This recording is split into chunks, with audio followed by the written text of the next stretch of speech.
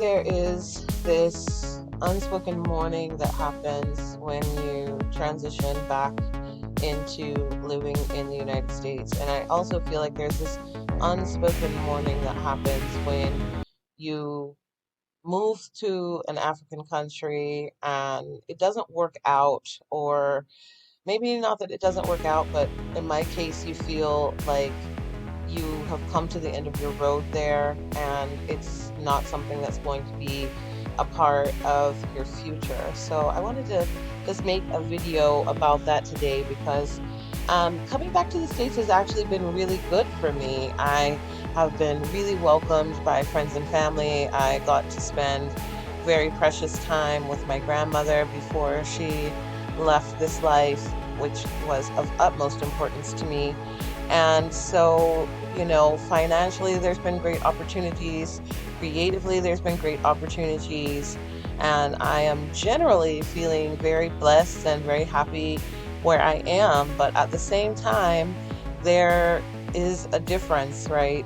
And so it's really so mind-boggling some days. I have these moments where I just kind of like look at life now and I'm just like 6 months ago, I was living on the equator, blocks from the beach, 90-degree weather, in a primarily black environment, able to wear my hair however I wanted to wear my hair, and definitely not get anything more than a compliment, but no confusion about my hair or how I make it do that, or how I make it, how I style it, or if I add hair, if I don't have hair. Like, being black in a black country is definitely a feeling that I got used to, and that doesn't mean that I didn't feel like an other or I didn't feel like an outsider. I most definitely felt like an outsider and a foreigner in Kenya,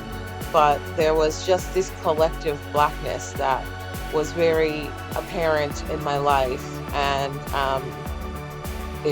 it's something that I miss. I miss being able to dress the way that I want to dress, all my bright colors, all my African prints.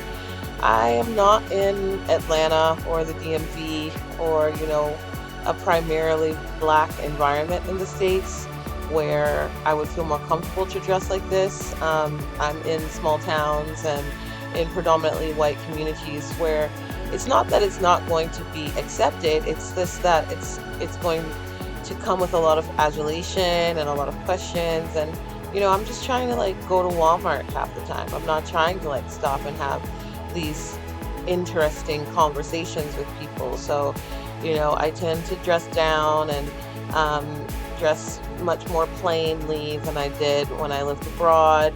Kaftans and daras are something that are not super widely accepted. It's a bit of like anti-blackness where people think that a loose-fitting dress is a muumuu and something that grandmothers wore, but they don't seem to understand that like this is a daily wear in many African countries where women are considered beautiful and appropriate wearing these outfits. They're not something that should be confined to the house. So trying to reacclimate culturally to the United States it's definitely a transition, and there's also a bit of bitterness where it's like I wish that I had the financial opportunities and the security in Kenya that I feel that I have in the States. I wish that I was able to continually advance my career and work and move in a way where I could feel like I was progressing my life forward in the same ways that I'm able to do so in the States. So I'm doing well.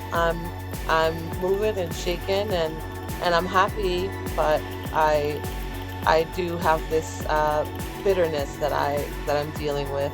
And so if you're going through something like this, just know that you are not alone, and I will continue to find my safe spaces in the US as I am here, not for forever, but for now. And I hope that you do the same.